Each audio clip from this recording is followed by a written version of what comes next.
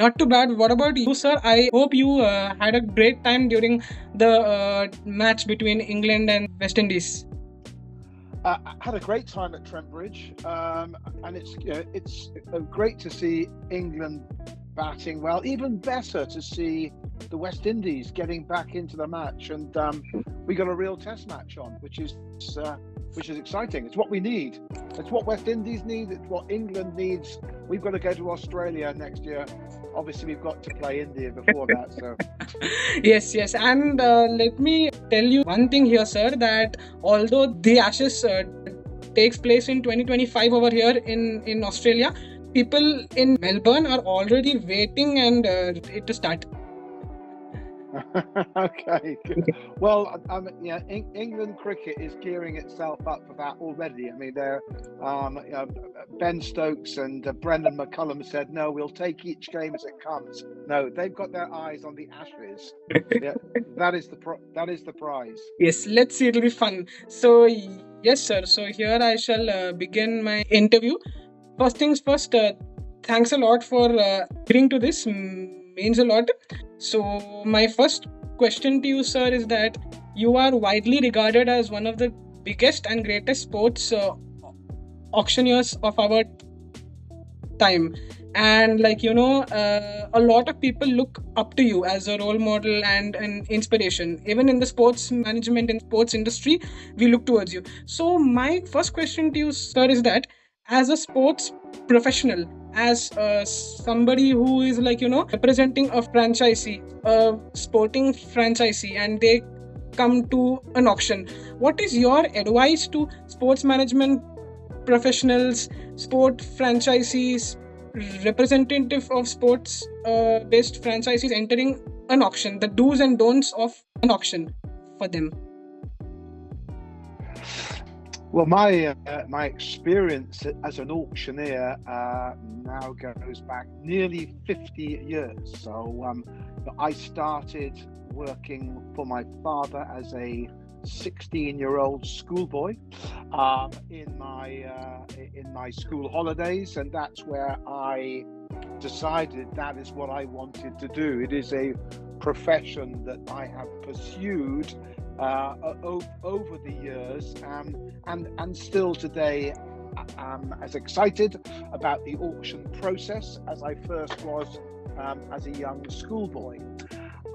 The process of auction is the true open market. You are bringing buyers and sellers together under one roof to compete fairly and openly for the product that is available. So it is a very transparent process, and I think that the IPL player auction, when it was first developed in 2008, was geared up to be very transparent. We released the base prices, the reserve prices, the figures below which the players could not be sold. Now that is normally a confidential, secret number. Normally, only the owners of the merchandise and the auctioneer knows what the base price is. In the IPL auction, it was very transparent. We knew the base price. That was made very clear to the player, to the franchise holders, and to the worldwide audience who were watching it. So that was the first thing. Now, the evening before the very first IPL auction, I briefed the franchise holders. These were people who were magnificently successful in their areas of business, be it as a Bollywood actor or the owners of huge industries in India. But they weren't necessarily familiar with the method of buying at auction. They may have attended the odd auction, but very few of them were really familiar with the process. So I took them through the process. I briefed them the day before and prepared for them for what was to become the next day. So preparation is important. make yourself familiar with the terms and conditions of the sale.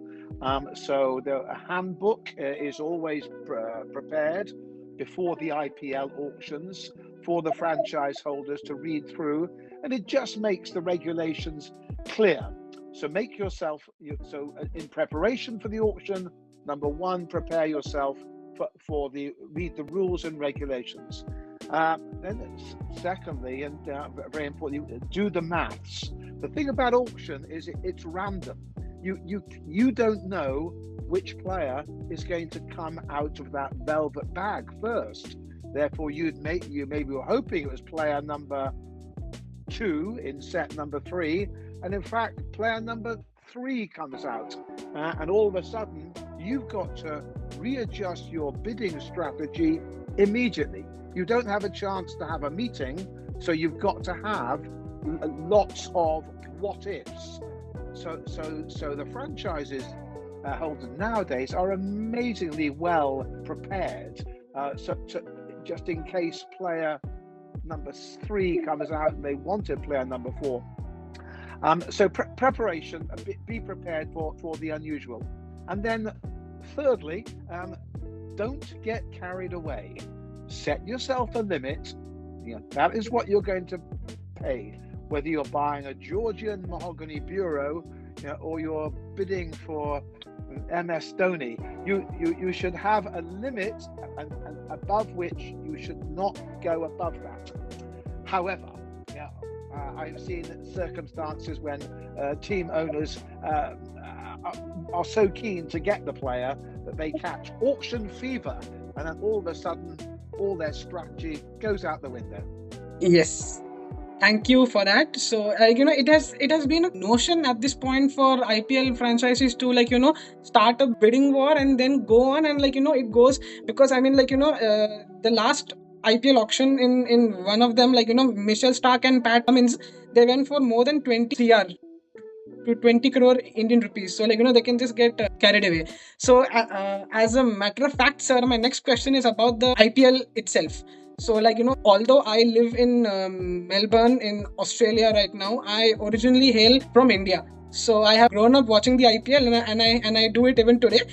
The reason why I became a sports journalist is because of watching cricket as a sport is worshipped back in India.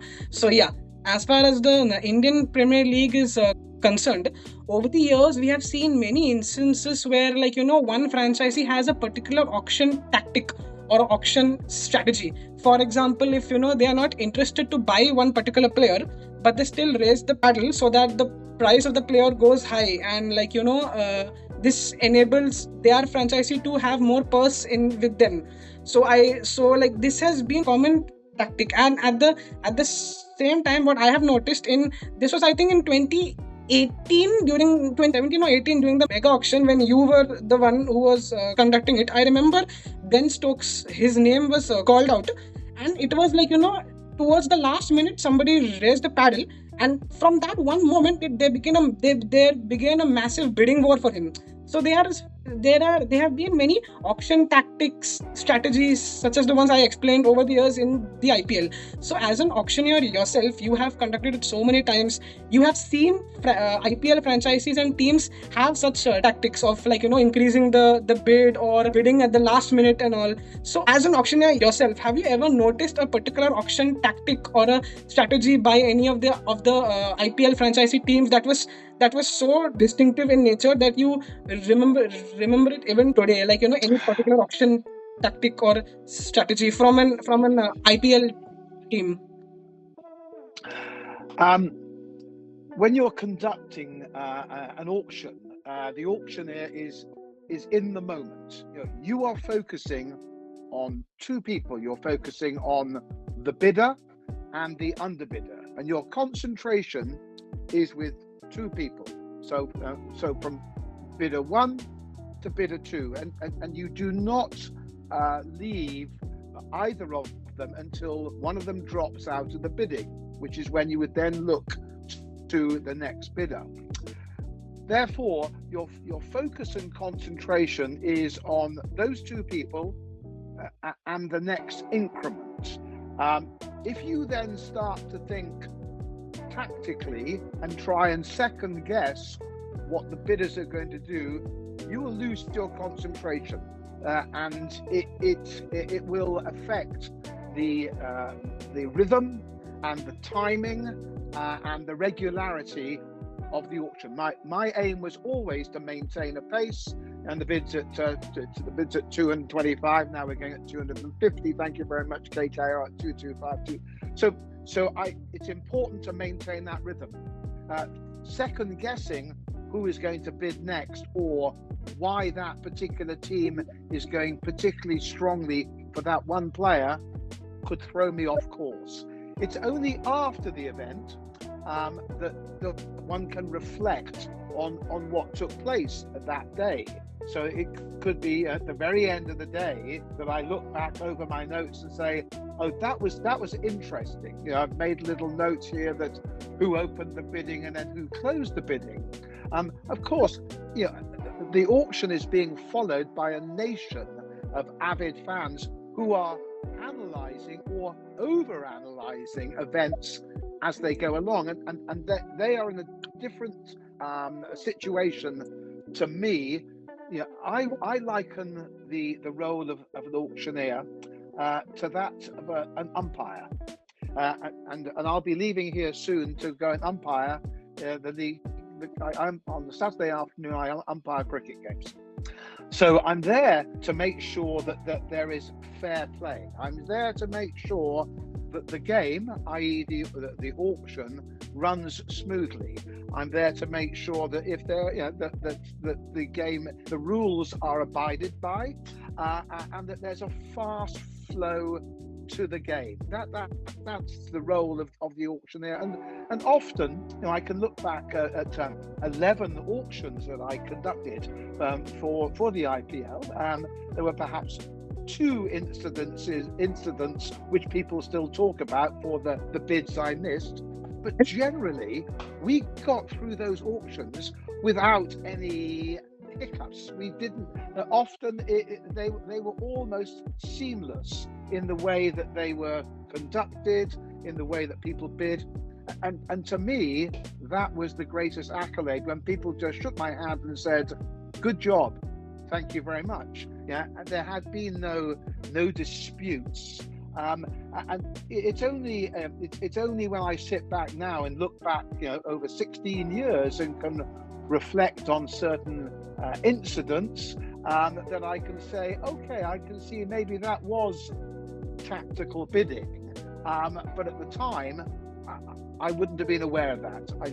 An auctioneer is in the moment and his focus 100% on 2 people, the bidder and the underbidder. Right.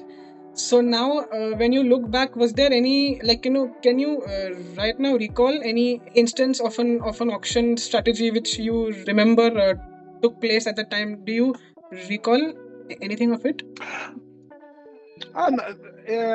IPL auction 2 was actually held in Goa, and that was for the English cricket fans who had been excluded from the first IPL auction. This was when Freddie Flintoff and Kevin Peterson both came into the auction, and it was very much a 2-horse race. They were the big names in the auction, and for both of them, I'd have to check my notes now. We were still selling in US dollars then. We were, yeah.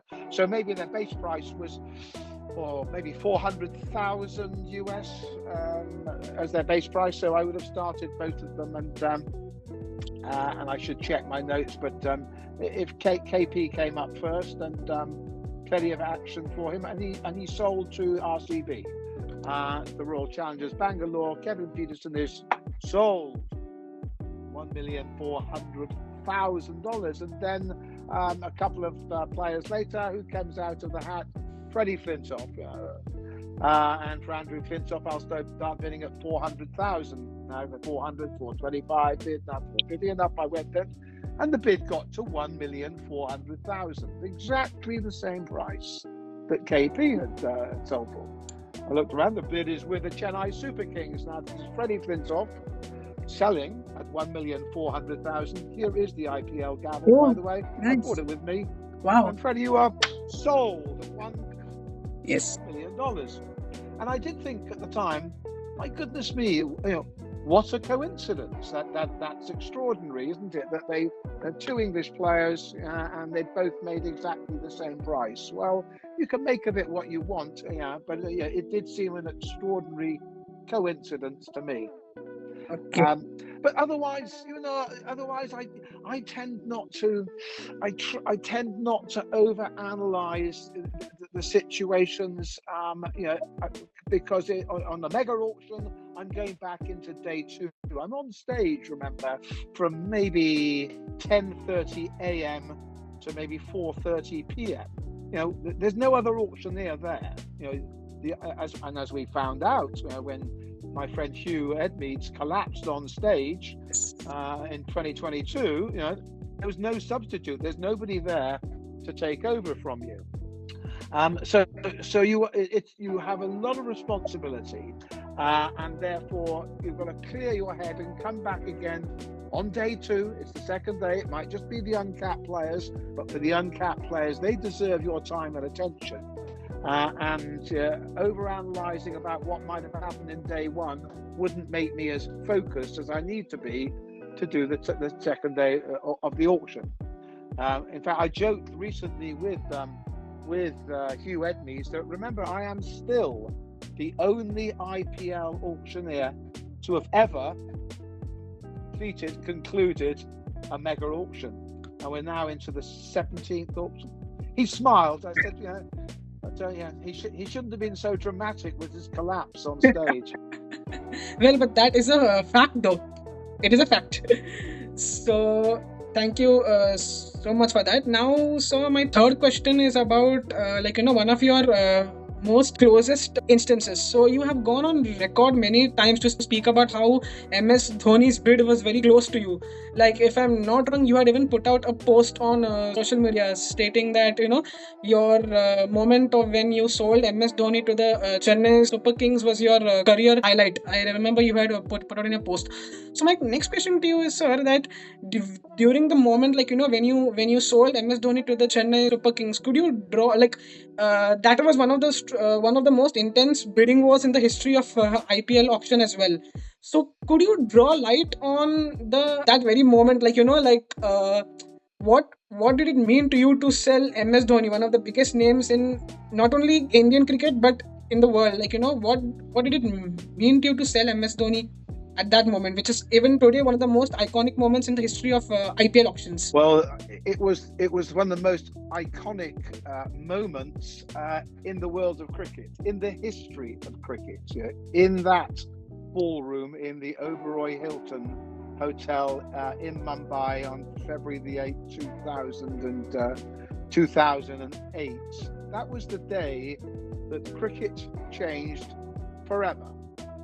Up until then, cricket had been played for 200 years, and we'd developed a strong test match series around the world, and one-day international cricket had been played for 20, 30 years, and T20 was starting to come to the fore. But really, until that player auction took place, the cricket world was relatively local. It was national. It hadn't become global. On that day, the game of cricket became global, and it was held in India. So the auction was held in India. The concept of the IPL was dreamt up by the revolutionary Lalit K. Modi, whose idea was to transform cricket in his nation, a nation which was obsessed by one particular game, by the game of cricket, with a strong test record, but with the potential to become so much bigger. And it became not so much bigger in India, which naturally did, but across the world. So global cricket was created in India, and on that day, that was the start of that transformation. And in the marquee players that came out of my hat first that day, every one of them was an important player. Shane Warne coming out, and God bless him, selling for to the Jaipur franchise. Remember, the teams didn't even have, they didn't no to Jaipur. They didn't have names. If you remember, well, perhaps you're too young. The teams hadn't even been named. So Shane Warne was knocked down to Seoul, to Jaipur.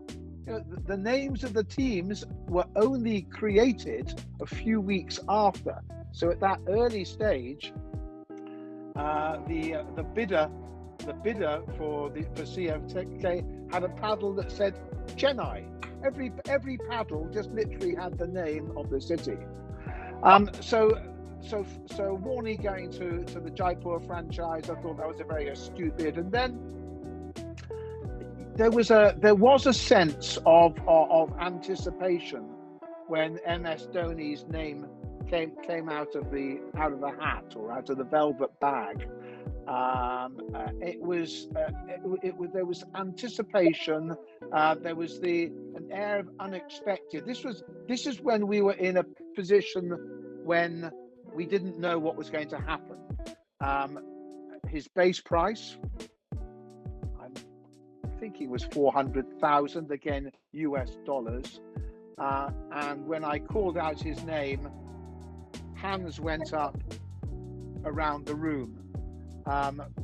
People tell me that every franchise holder put their hand up to bid for Dhoni. Well, I would dispute that. I really don't. I don't remember, but I don't think that the Jaipur franchise, the Rajasthan Royals as they are now, having just bought Shane Warne to be their captain, would have bid for him. But it may well be. Hey, what a bargain! We'll all have a bid for MS Dhoni at 400,000. But then it became very clear to me the determination of the Chennai franchise, soon to be called the Super Kings. And obviously, when the bidding had opened at just 400,000, and we would have gone to 425, 450, 75, 500,000, 525.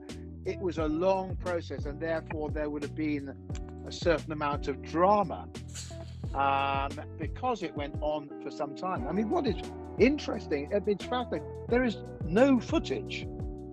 Footage does not exist. Can you believe it? In this day and age, there's no footage of the IPL auction in 2008. It was recorded by Sony, I think, had the rights, had the worldwide right to it. But there was nobody there. We didn't have cameras on our telephones in those days. Quite extraordinary. But I was thinking, as this went along, I thought, oh, here we go. Now the bid's at 950, 975.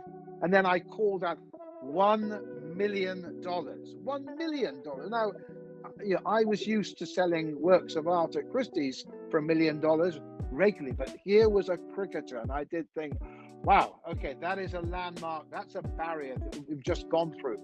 How much further are we going to go from here now? 1,050,000, 1 million, and we're at 1,100,000. And I looked around the room, and obviously Chennai had come to the auction to buy Dhoni. They were going to buy Dhoni, whatever happened. And he was such an iconic figure in Indian cricket, in world cricket. And as I dropped my hammer, sold 1,400,000. The world of cricket would never be the same again. And so I hold that very special. And in the post-match interviews, I joked that I was a wicket-keeper batsman, and I would have loved to have been in the IPL auction that day, because look at the price that Dhoni made. Maybe someone would bid for me. Yes, it's very true. So, after the auctions took place, the way MS Dhoni now has gone on to become such a big figure in the cricketing fraternity. Have you ever spoken to MS Dhoni about the auctions, about selling him? Have you all ever spoken about it after that? It's interesting. We actually, when we originally developed the concept for IPL auctions, we thought about having some of the players in the room on the day. However, for various reasons, we decided it wouldn't be a good idea. It would be fine for the player who made $1 million would be very happy, but the player who didn't sell maybe could be very disappointed. So we decided to keep the players out of the auction.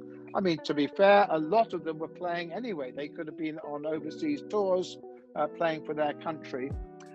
So I haven't actually had the opportunity to have met that many of the players that I've sold, but it was my honor to meet MS Dhoni when he was invited to the opening of the IPL. The inaugural game of the IPL was held in Bangalore. It was RCB against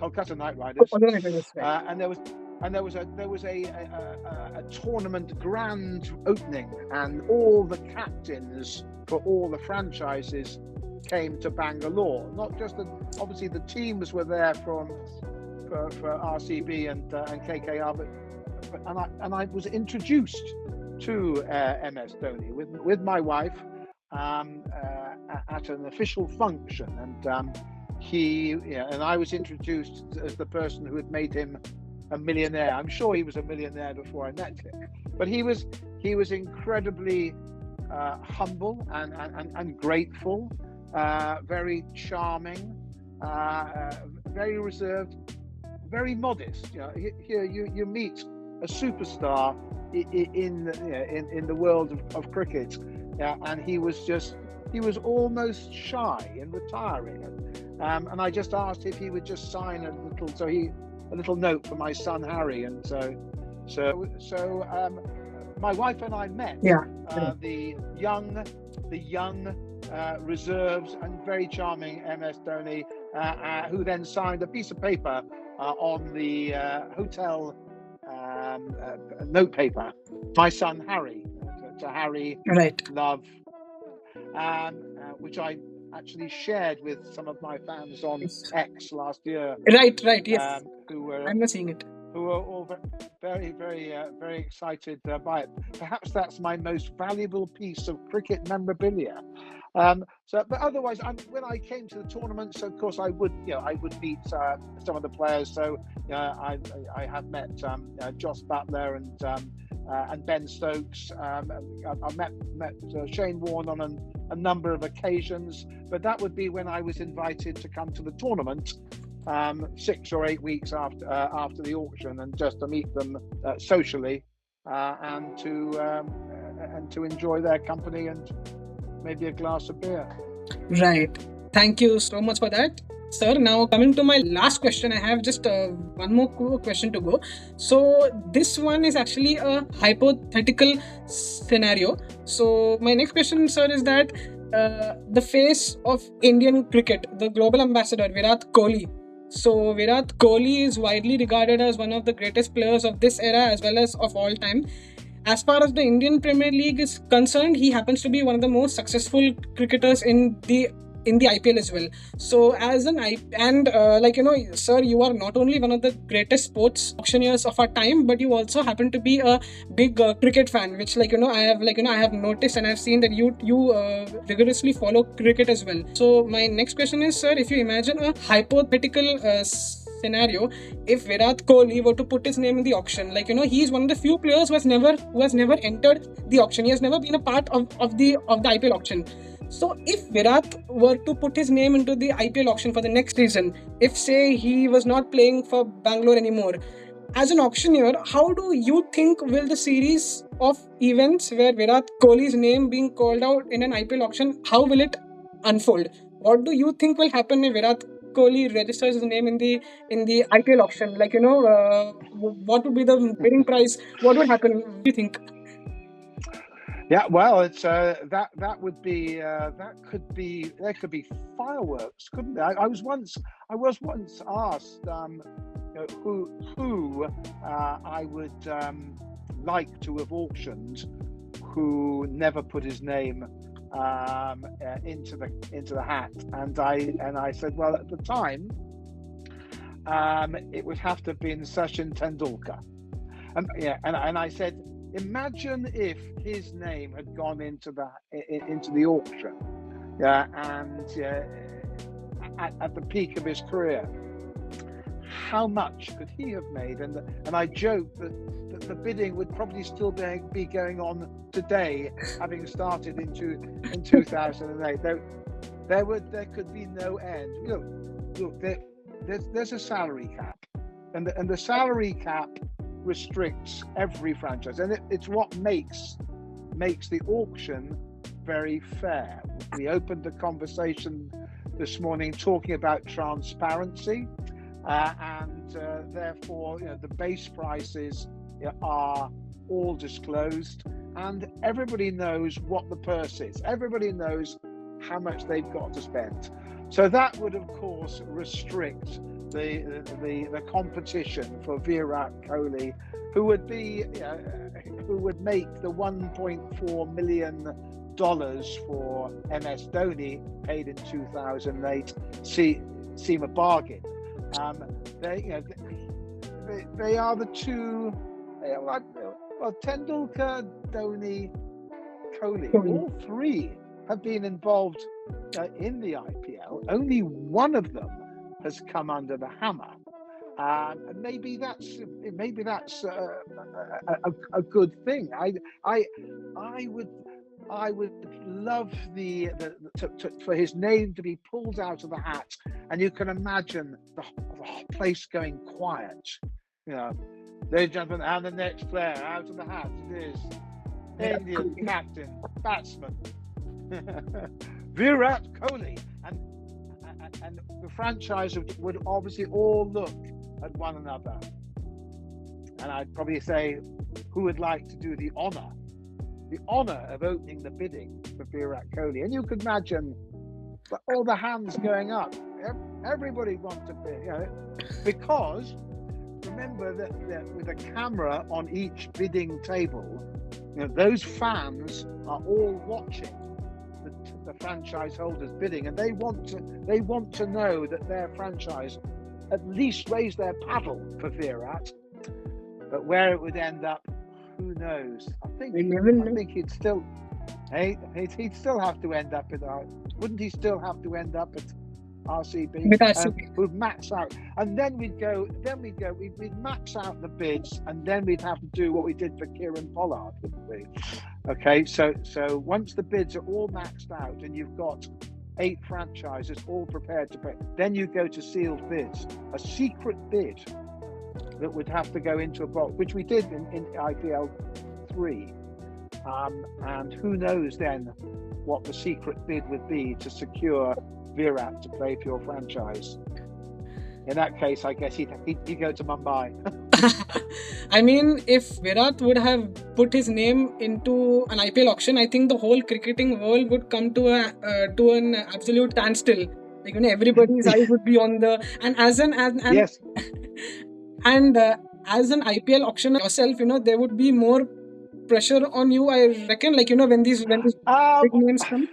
Possibly. I think the pressure side of it. You prepare for that, and you try not to show too much emotion, whether you're selling a superstar or an uncapped player. And I feel I work on the pronunciation of these players. I try and work out what their speciality is. Appearing in the IPL auction is life-changing not just for the superstar. The superstars are there already, but it's those uncapped players who come from nowhere, and it's to them that I feel I have a sense of duty to give them the greatest opportunity to get a place on the playing roster of one of those 8 franchises. So I try and be firm, fair, and friendly, and give as much attention to an uncapped player from Northern India as I would do if Virat came into the auction. So yes, thanks so very much, sir. With this, I've got all the answers I wanted, and we are done with the interview. Thank you so much for this. I just have one last favor from you, sir. During our call, you had actually shown the IPL hammer during the video. Yeah, if you could just show it again over here in front.